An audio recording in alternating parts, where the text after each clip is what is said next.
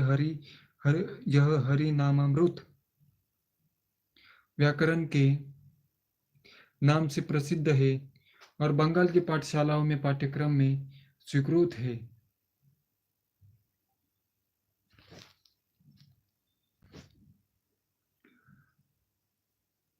इस इसी समय केवल केशव काश्मीरी नामक एक महान काश्मीरी पंडित शास्त्रों पर शास्त्रार्थ करने हेतु नवद्वीप आया।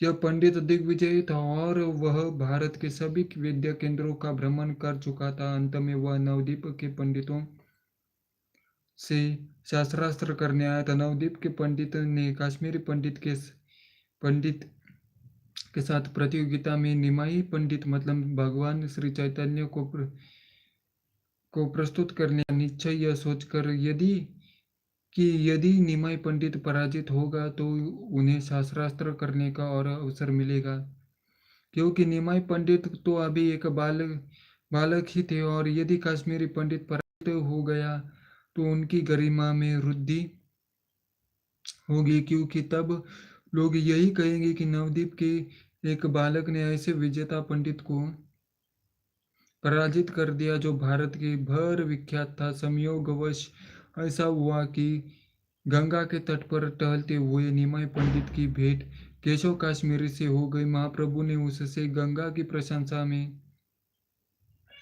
संस्कृत का एक श्लोक रचने हेतु कहा। उस पंडित ने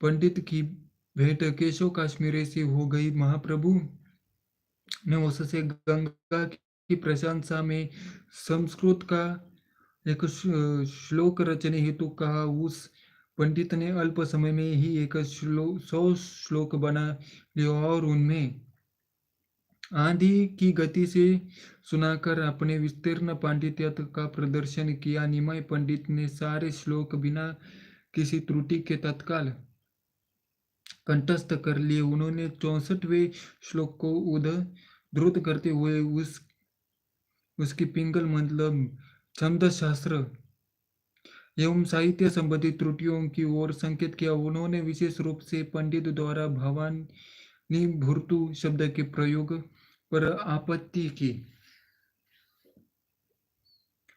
की। उन्होंने इंगित किया कि यह शब्द अयोग्य है। भवानी का अर्थ है शिव की पत्नी, तो फिर उनका भर्ता या पति और कौन हो सकता है। उन्होंने और भी कई त्रुटियां दिखलाई जिससे काश्मीरी पंडित आश्चर्य से स्तब्ध रह गया। वह विस्मित था कि एक व्याकरण का विद्यार्थी इतने उद्भट विद्वान में साहित्यिक त्रुटियां निकाल रहा है। यद्यपि यह घटना किसी सार्वजनिक सभा के होने के पूर्व घटित हो चुकी थी, किंतु यह सूचना दावाग्नि की भांति संपूर्ण नवद्वीप में फैल गई। अंत में विद्या की देवी सरस्वती ने केशव काश्मीरी को स्वप्न में आदेश किया कि वह भगवान श्री चैतन्य की शरण स्वीकार कर ले और इस प्रकार वह पंडित श्री भगवान का अनुयायी बन गया।